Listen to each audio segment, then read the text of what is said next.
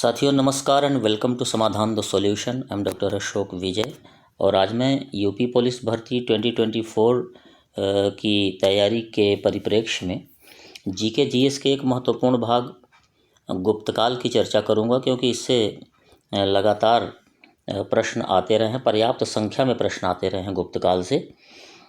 प्रश्न पूर्व परीक्षाओं में जो पूछे गए पहले से प्रश्न हैं वो होंगे, यानी PYQs, और नवीन प्रश्न भी इसके साथ जुड़े होंगे। दोनों को मिला के एक ऐसे प्रश्नों का समूह बनाया गया है जिनके इस परीक्षा में आने की पूरी संभावना है। प्रश्न व्याख्यात्मक होंगे, अर्थात एक प्रश्न यदि आप पढ़ते हैं तो उसकी पूरी व्याख्या होगी। और ये देखिए प्रश्न हैं, इनकी व्याख्याएं दी गई हैं और ये व्याख्याएं वो पॉइंट्स हैं जो पूर्व परीक्षाओं में पूछे गए हैं।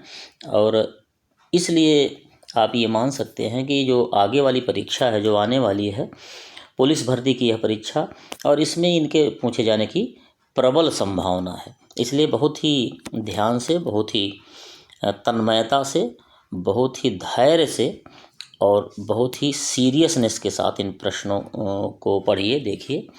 आइए प्रारंभ करते हैं। पहला प्रश्न है, भारत का नेपोलियन किसे कहा जाता है? बहुत सारी परीक्षाओं में बहुत बार यह प्रश्न पूछा गया है। भारत का नेपोलियन किसे कहा जाता है? चंद्रगुप्त मौर्य, चंद्रगुप्त विक्रमादित्य, समुद्रगुप्त और अशोक महान। आप इस प्रश्न का उत्तर दे पाएंगे। Option number C is the right answer. Samudragupta को भारत का नेपोलियन कहा जाता है। और यह कहा था किसने? इतिहासकार विंसेंट स्मिथ ने कहा था। उनकी एक प्रसिद्ध पुस्तक है the early history of India, और इसमें समुद्रगुप्त के शौर्य और पराक्रम को देखते हुए उसका सम्मान करने के लिए यह उपाधि उन्होंने दी थी। क्वेश्चन नंबर 2, किस वंश के शासनकाल को स्वर्ण युग कहा जाता है? मौर्य वंश, शुंग वंश, चोल वंश और गुप्त वंश। Option number D is the right answer. गुप्त वंश को स्वर्ण युग कहा जाता है। भारत का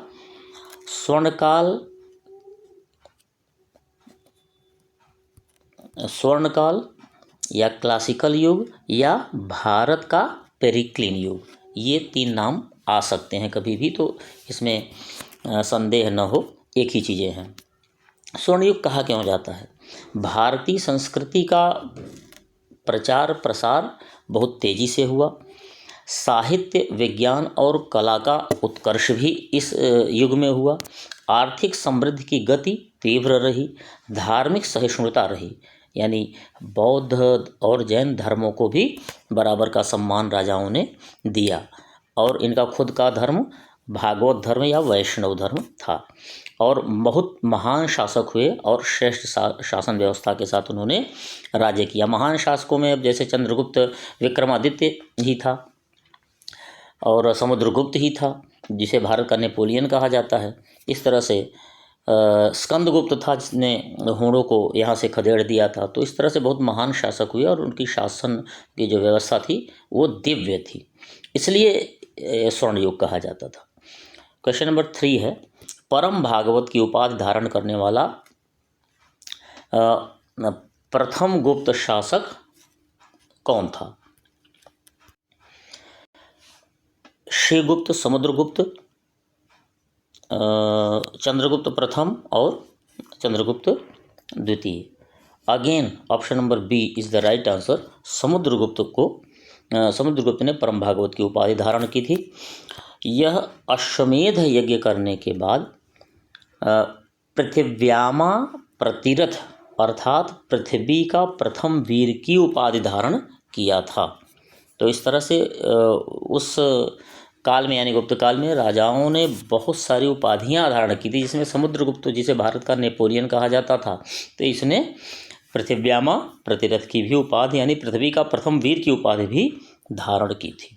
नेक्स्ट, किस गुप्त सम्राट ने हूणों को पराजित किया? अभी चर्चा हुई थी, आप बता सकते हैं। स्कंदगुप्त की बात हो रही थी, सो option number A Skandagupta is the right answer. Skandagupta ने हूणों को पराजित किया था। हूणों का प्रथम आक्रमण ही स्कंदगुप्त के शासनकाल में हुआ था। उसने हूणों को पराजित किया था, और स्कंदगुप्त के बाद हूणों ने पुनः आक्रमण करके उत्तर पश्चिम से कब्जा करना प्रारंभ कर दिया था, क्योंकि बाद के जो उसके उत्तराधिकारी थे उसको संभाल नहीं पाए। नेक्स्ट, गुप्त संवत की स्थापना किसने की थी? स्कंदगुप्त, समुद्रगुप्त, चंद्रगुप्त प्रथम और चंद्रगुप्त द्वितीय। ऑप्शन नंबर सी, चंद्रगुप्त प्रथम इज द राइट आंसर। प्रारंभ यह संवत कब हुआ था? 319 ईस्वी में। यह पहला गुप्त शासक था जिसने सिक्के जारी किए। खूब प्रश्न आया है कि पहला गुप्त शासक कौन था जिसने सिक्के जारी किए, तो चंद्रगुप्त प्रथम था। और इसके बाद समुद्रगुप्त ने भी सिक्के जारी किए थे, लेकिन यदि पहला गुप्त शासक अक्सर पूछा जाता है तो आप याद रखें चंद्रगुप्त प्रथम था। नेक्स्ट, चीनी यात्री फाहियान किसके शासनकाल में भारत आया? चंद्रगुप्त प्रथम, चंद्रगुप्त द्वितीय, समुद्रगुप्त और स्कंदगुप्त। चीनी यात्री फाहियान की बात की जाए तो चंद्रगुप्त द्वितीय के शासनकाल में भारत आया, जिसको चंद्रगुप्त विक्रमादित्य कहते थे। So option number B is the right answer. Samudragupta के बाद उसका पुत्र रामगुप्त शासक बना, लेकिन शकों का विरोध न करने के कारण, विरोध न करने का अर्थ यह है कि वो विरोध कर नहीं पाया, करना तो चाहता था लेकिन उतना प्रतिरोध नहीं कर पाया, तो उसके भाई चंद्रगुप्त द्वितीय ने उसको कायर समझा और रामगुप्त को और उसकी हत्या की। उसकी पत्नी ध्रुव देवी से विवाह किया और शकों पर विजय भी प्राप्त किया। नेक्स्ट, गुप्त वंश का संस्थापक कौन था? चंद्रगुप्त प्रथम, चंद्रगुप्त द्वितीय, समुद्रगुप्त और Srigupta. Option number D, Srigupta is the right answer. यह गुप्त काल जो है वो 275 ईस्वी से 550 ईस्वी तक रहा। श्रीगुप्त से प्रारंभ हुआ था, वही संस्थापक था इसका। संस्थापक तो श्रीगुप्त था, लेकिन प्रथम जो शक्तिशाली शासक यदि कहा जाए तो चंद्रगुप्त प्रथम था और इसने महाराजाधिराज की उपाधि धारण की। नेक्स्ट, लीलावती के लेखक कौन है? बहुत ही प्रसिद्ध कवि ये जो पुस्तक है लीलावती। महावीराचार्य, भास्कराचार्य, कालकाचार्य और हेमचंद्राचार्य। आप बता पाएंगे? Option number B is the right answer. Bhaskaracharya ने लीलावती की रचना की थी। दरअसल गणित का यह महत्वपूर्ण ग्रंथ है, संस्कृत भाषा में है और काव्यात्मक शैली में है। और इनकी रचना जो सिद्धांत शिरोमणि है, मूल रचना ये है सिद्धांत शिरोमणि, और इसी का एक भाग है लीलावती। भारतीय गणितज्ञ और खगोल शास्त्री प्रसिद्ध थे भास्कराचार्य जी। नेक्स्ट, किस शासक ने 4 अश्वमेध यज्ञ किए? चंद्रगुप्त प्रथम, चंद्रगुप्त विक्रमादित्य, प्रवरसेन प्रथम और पुष्यमित्र शुंग। 4 अश्वमेध यज्ञ किए प्रवरसेन प्रथम ने। वाकाटक वंश का यह शासक था और सेतुबंध ग्रंथ का लेखक था कौन सा? प्रवरसेन द्वितीय। याद रखिएगा, प्रवरसेन द्वितीय जो है सेतुबंध ग्रंथ का लेखक था, लेकिन ये जो अश्वमेध यज्ञ से किसका नाम जुड़ा है? प्रवरसेन प्रथम का। नेक्स्ट, प्रयाग प्रशस्ति बहुत बार प्रश्न पूछा गया है। प्रयाग प्रशस्ति किस शासक के बारे में जानकारी देती है? चंद्रगुप्त प्रथम, चंद्रगुप्त द्वितीय, स्कंदगुप्त और समुद्रगुप्त। प्रयाग प्रशस्ति की जैसे ही बात आए तो आप समुद्रगुप्त को तुरंत टिक करेंगे। Option number D is the right answer. Harishena ने लिखा था प्रयाग प्रशस्ति को, और समुद्रगुप्त की विजयों का प्रशंसात्मक वर्णन है और यह संस्कृत में है। इलाहाबाद प्रयागराज का अशोक स्तंभ लेख इसी में लिखा गया है ये, और ये कौशाम्बी में खुदवाया गया था। अकबर ने इलाहाबाद किले में इसे स्थापित करवा दिया था। और इस पर जहांगीर का भी एक लेख है, ध्यान रखिएगा, प्रश्न आता है ये इस पर प्रयाग प्रशस्ति पर जहांगीर का भी एक लेख है। नेक्स्ट, रजत सिक्के जारी करने वाला प्रथम गुप्त शासक कौन था? चंद्रगुप्त प्रथम, चंद्रगुप्त द्वितीय, स्कंदगुप्त और समुद्रगुप्त। रजत सिक्के यानी चांदी का सिक्का जारी करने वाला चंद्रगुप्त द्वितीय था। चंद्रगुप्त द्वितीय था। Option number B is the right answer, जिसे चंद्रगुप्त विक्रमादित्य भी कहा जाता था। शक मुद्राओं की भांति इसने भी रजत मुद्राएं प्रचलित करवाई। ये उसी की पैटर्न पर था, जैसे शक मुद्राएं थीं। और मुद्राओं को क्या कहते थे? रुप्यक कहा जाता था या रूपक कहा जाता था, ये याद रखिए।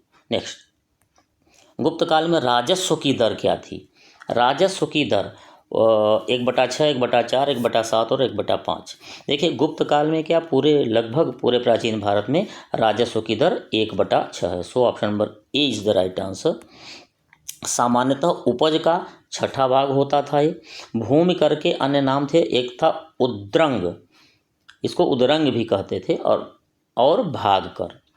यह हिंदू विधि सम्मत कर की दर थी। ये प्रश्न आता है, हिंदू विधि सम्मत कर की दर क्या थी? 1/6 ही आएगा, यही फिर से उत्तर रहेगा। और प्रायः सभी धर्मशास्त्रों में यही दर उल्लिखित है। नेक्स्ट, शक विजेता किसे कहा जाता है? विजेता किसे कहा जाता है? चंद्रगुप्त प्रथम, चंद्रगुप्त द्वितीय, समुद्रगुप्त और स्कंदगुप्त। अगेन चंद्रगुप्त द्वितीय is the right answer. Option number B, शकों को इसने पराजित किया था। अंतिम शक राजा रुद्र सिंह तृतीय को हराकर चंद्रगुप्त विक्रमादित्य ने शकार की उपाधि धारण की। शकार, शक के अर यानी शक के दुश्मन, और चांदी के सिक्के भी इसने चलवाए। और यह करने वाला कौन था? प्रथम गुप्त शासक था। पहले ये बात आज की जा चुकी है। नेक्स्ट, प्रश्न नंबर 14 है, कौन सा अभिलेख विश्व के प्रथम विज्ञापन के तौर पर जाना जाता है? क्या प्रश्न है? विश्व के प्रथम विज्ञापन, एरण अभिलेख, सोहगरा अभिलेख, दशपुर अभिलेख और सुपिया अभिलेख। Option number C is the right answer. Dashpur अभिलेख को विश्व के प्रथम विज्ञापन के तौर पर जाना जाता है। इसका जो पॉपुलर नाम है वो मंदसौर अभिलेख भी है। कुमारगुप्त द्वितीय के शासनकाल का यह प्रसिद्ध अभिलेख है, इससे संबंधित है, याद रखिए। प्रश्न आता है, दशपुर या मंदसौर अभिलेख किस राजा के शासनकाल से संबद्ध है? तत्कालीन लाड देश के रेशम व्यापारियों का दशपुर में बस जाने का वर्णन है इसमें। कुमारगुप्त प्रथम की उपलब्धियों का भी वर्णन है। रचनाकार इसके कौन है? वत्स भट्ट, यानी जो कवि थे, और कुमारगुप्त प्रथम के समकालीन थे। एक जो और ख़ास बात है कि सूर्य मंदिर के निर्माण का उल्लेख भी है। नेक्स्ट, 15वां प्रश्न क्या है? इनमें से कौन आयुर्वेद शास्त्र से संबंधित नहीं है? ध्यान दीजिएगा, कौन आयुर्वेद शास्त्र से संबंधित नहीं है? 3 है, 1 नहीं है। धन्वंतर थे, चरक थे, सुश्रुत थे। भास्कराचार्य को आप जानते हैं, अभी बात आई थी। लीलावती इन्होंने लिखा है, तो ये गणित की किताब है। तो option number D is the right answer. Bhaskaracharya Lilavati जो सिद्धांत शिरोमणि का एक भाग है, ये गणितज्ञ और खगोल शास्त्री थे। धन्वंतरि कौन थे? चंद्रगुप्त द्वितीय के नवरत्नों में से एक थे और आयुर्वेदाचार्य थे। चरक क्या थे? चरक संहिता के लेखक हैं और कनिष्क के राज्यवैद्य थे, आयुर्वेद से संबंधित थे। सुश्रुत भी आयुर्वेद से संबंधित थे और इनकी भी पुस्तक है सुश्रुत संहिता। नेक्स्ट, कालिदास किसके शासनकाल में थे? अशोक महान, चंद्रगुप्त प्रथम, चंद्रगुप्त द्वितीय और समुद्रगुप्त। कालिदास की जब बात आए तो आप चंद्रगुप्त विक्रमादित्य यानी चंद्रगुप्त द्वितीय को टिक करेंगे। चंद्रगुप्त विक्रमादित्य के प्रसिद्ध नवरत्नों में से सबसे उत्कृष्ट यानी सर्वोत्कृष्ट थे ये, और ज्योतिषी जो था उसको छपड़क कहा जाता था। नेक्स्ट, स्कंदगुप्त ने कौन सी उपाधि धारण की? देखिए, जैसा अभी बात हुई कि गुप्त वंश के राजाओं ने भी कई उपाधियां धारण की थी, तो स्कंदगुप्त ने कौन सी उपाधि धारण की थी? विक्रमादित्य, प्रियदर्शी, क्रमादित्य और Parakramank. Option number C is the right answer. Kramaditya Skandagupta के नाम से संबद्ध है। इनकी बात की जाए विक्रमादित्य, तो चंद्रगुप्त द्वितीय था, जिसको चंद्रगुप्त विक्रमादित्य कहा जाता था। प्रियदर्शी सम्राट अशोक को कहा जाता था, और परक्रमांक जो है, परक्रमांक अगेन समुद्रगुप्त के नाम से जाना जाता है। इस तरह से आप इसमें देख लेंगे, चंद्रगुप्त विक्रमादित्य, अशोक प्रियदर्शी और समुद्रगुप्त परक्रमांक। नेक्स्ट, प्राचीन भारत में सिंचाई कर को क्या कहा जाता था? सिंचाई कर को क्या कहा जाता था? उद्रंग, हिरण्य, विदक भागम और ऊपरनिका। सिंचाई कर को विदक भागम कहा जाता था। ऑप्शन नंबर सी सही है।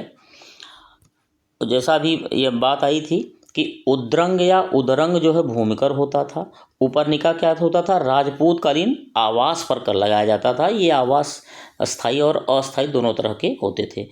हिरण्य जो है वो मौर्यकालीन नकद कर था। सो विदक भागम या उदक भाग सही उत्तर था। नेक्स्ट है, यह पहली बार किसने बताया कि पृथ्वी के अपनी धुरी पर घूमने से दिन व रात होते हैं, यानी सूर्योदय और सूर्यास्त होते हैं? यह पहली बार किसने बताया? भास्कर, वाराहमिहिर, ब्रह्मगुप्त और आर्यभट्ट। बहुत ही बढ़िया प्रश्न है और इसका आप उत्तर देंगे। आर्यभट्ट सही उत्तर है। तो option number D is the right answer.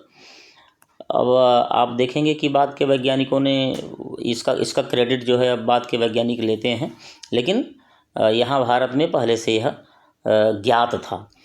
तो आर्यभट्ट ने बताया। गुप्त काल के प्रसिद्ध गणितज्ञ थे। इनकी रचना का क्या नाम है? प्रसिद्ध रचना है आर्यभट्टीय, और गणित के विविध सिद्धांतों की इन्होंने खोज की। और आप जानते हैं कि जो पहला सैटेलाइट हमारे यहाँ छोड़ा गया वो आर्यभट्ट उसका नाम था, इन्हीं के नाम पर। नेक्स्ट, 20वां प्रश्न है, गुप्त काल में उत्तर भारतीय व्यापार किस पत्तन से संचालित होता था? ये 1-2 बार प्रश्न आया है, इसको ध्यान से देख लीजिए। किस पत्तन से? ताम्रलिप्ति, भड़ोच, कल्याण व कॉम्बे, उपर्युक्त सभी। देखिए, यदि उत्तर भारत के व्यापार से की बात की जाए गुप्त काल में, तो जो प्रसिद्ध जो पत्तन था वो ताम्रलिप्ति था। लेकिन ये भी पत्तन थे, भड़ोच भी थे, कल्याण भी था, कॉम्बे भी था। इसलिए ऑप्शन नंबर डी सही उत्तर होगा, क्योंकि ये सारे थे। लेकिन यदि सबसे जो सर्वोत्कृष्ट या मुख्य पूछा जाएगा और इनमें, तो आप ताम्रलिप्ति बताएंगे। लेकिन कौन सा पूछा गया है? तो ये सारे थे, तो इसमें उपर्युक्त सभी इसका उत्तर है। ताम्रलिप्ति जो है बंगाल का एक प्रमुख बंदरगाह था, जहाँ चीन, लंका, जावा, सुमात्रा आदि देशों से व्यापार होता था। कभी कभी ये प्रश्न आता है, वारंगल किस लिए प्रसिद्ध था? ये लोहे के यंत्रों और उपकरणों के लिए प्रसिद्ध था। नेक्स्ट, इस बार 21 प्रश्न इसमें रखे गए हैं। 20 के बाद भी एक अच्छा प्रश्न मिला तो हमने कहा इसको रखा जाए। ये लास्ट प्रश्न है, गुप्त काल में किन्हें कर रहित कृषि भूमि प्रदान की जाती थी? दरबारी विद्वानों को, ब्राह्मणों को, सैन्य अधिकारियों को या गरीबों को? यह वैष्णव धर्म था, इसलिए इसको ब्राह्मण धर्म से जोड़ा जाता है। So option number B is the right answer. ब्राह्मणों को कर रहित कृषि भूमि प्रदान की जाती थी। इनको जो भूमि दी जाती थी उसमें कर नहीं लगाया जाता था। मुख्य उद्देश्य था धार्मिक और शैक्षणिक उन्नयन। मंदिरों एवं ब्राह्मणों को दी जाने वाला जो कर था, जो भूमि है, उसको अग्रहार कहा जाता था।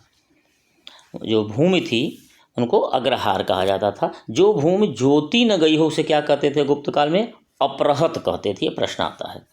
सो आपने देखा कि किस लेवल के प्रश्न हैं और इनके इस परीक्षा में आने की कितनी संभावना बन सकती है। आपने अंदाज़ा लगाया होगा, यदि पूरा वीडियो ध्यान से देखा होगा तो आप निश्चित ही यदि ये वीडियोस लगातार देखते रहेंगे और हमारे साथ आपका जुड़ाव रहेगा, और आगे आने वाले दिनों में और महीनों में मैं लगातार अच्छी से अच्छी क्वालिटी और कंटेंट की वीडियोस लाने का प्रयास करूँगा।